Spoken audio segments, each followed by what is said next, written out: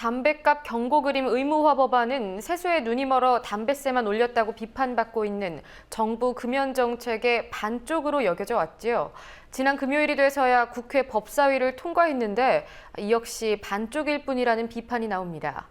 담뱃값 경고 그림을 허용하되 지나치게 혐오스러우면 안 된다는 단서가 달렸기 때문입니다.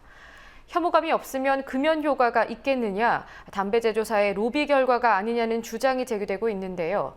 법사위에서 단서 조항을 붙인 것 자체가 월권이라는 지적도 있습니다. 담뱃값 경고 그림 법안을 둘러싼 논란들을 강신혜 기자가 정리했습니다. 담뱃값의 흡연 경고 그림을 의무화하는 법안이 지난 13년 동안 11차례나 발의됐지만 번번이 무산됐습니다.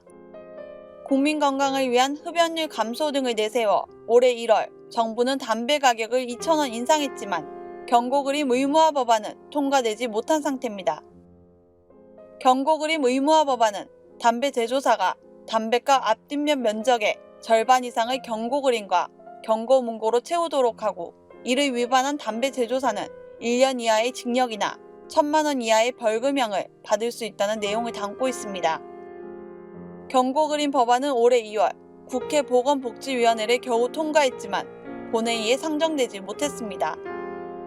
본회의 상정 직전 법사위에서 김진태 새누리당 의원이 담배를 피울 때마다 혐오스러운 그림을 봐야 하는 것은 행복추구권 침해라고 주장해 법사위 심의 과정으로 넘어가게 됐습니다. 결국 지난 1일 열린 법사위 법안심사 소위에서 법안이 통과됐습니다. 하지만 또 지나친 혐오감을 줘서는 안 된다는 단서 조항을 달아 논란이 되고 있습니다.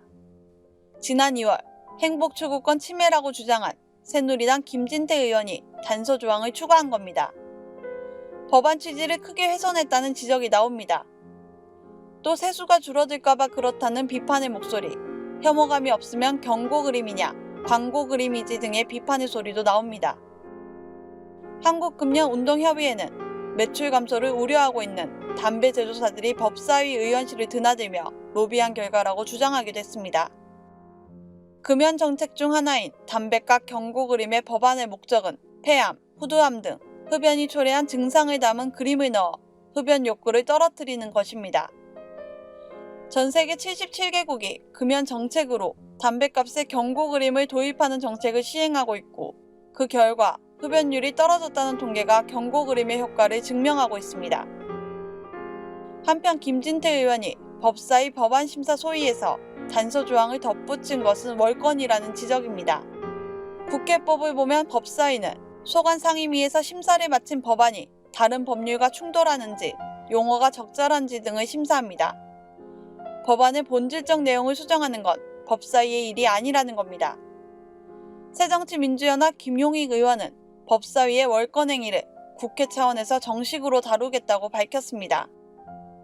담뱃값 경고 그림 법안은 오는 6일 법사위 전체회의 논의 뒤 본회의에서 처리될 예정입니다. 국민TV 뉴스 강신혜입니다.